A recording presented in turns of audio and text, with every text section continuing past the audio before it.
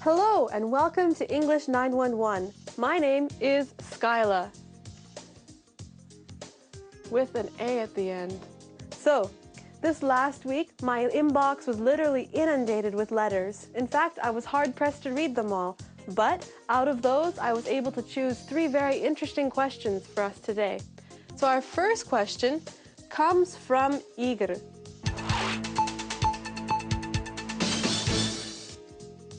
And Igor asks, what is the difference between metal, metal, metal, metal?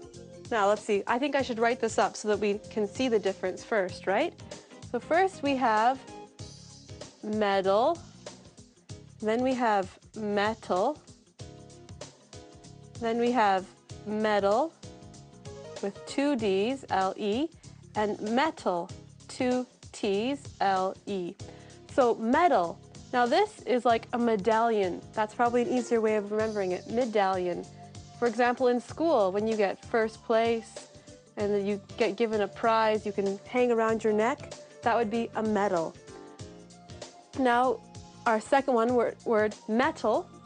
Well, an easier way of remembering this is that the T sounds harder than the D. So, metal is something hard. For example, bridges are made out of metal, iron is a metal, steel is metal. It is something hard. Now this one here, metal.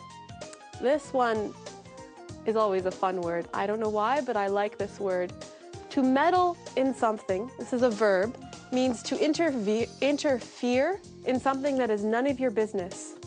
To just go in and say, oh, I think you should do it this way. This is meddling.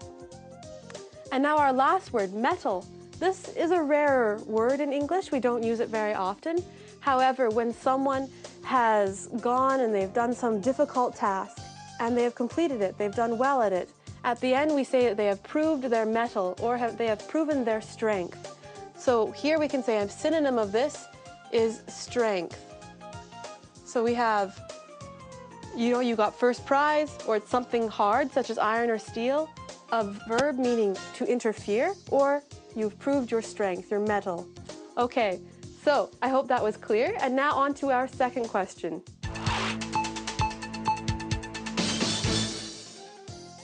Okay, our second question is from Larissa. And Larissa writes, well, let's just clean off the board first, and then we'll see what our question is exactly. Okay, Larissa says, what is the difference between to raise and to rise? So here we go. Let's write our verbs up here. To raise and to rise. Okay, so here it is. To raise means to make something higher, or to build, or even to nurture or to grow. For example, you can raise children. However, raise is a transitive verb. That means it always does something to someone or to something. So you raise children, you raise a flag, you raise something or someone. You make it higher or make it get taller. Now, to rise means to get up or to become elevated. And this one is never transitive. So this one, basically you can say it has a direct object, something that it does it to. And this one, let's write it here, is never transitive. This one, for example, they raised the barn, or the sun. So here you have the raising the barn, right? Direct object. But here, the sun rises. We don't say that you rose the sun. The sun rises. It is never transitive. It just gets higher or becomes elevated. Now, I hope that was clear. If not, write me back and we'll discuss this topic again, because this one can always confuse people. And now on to our third question of today.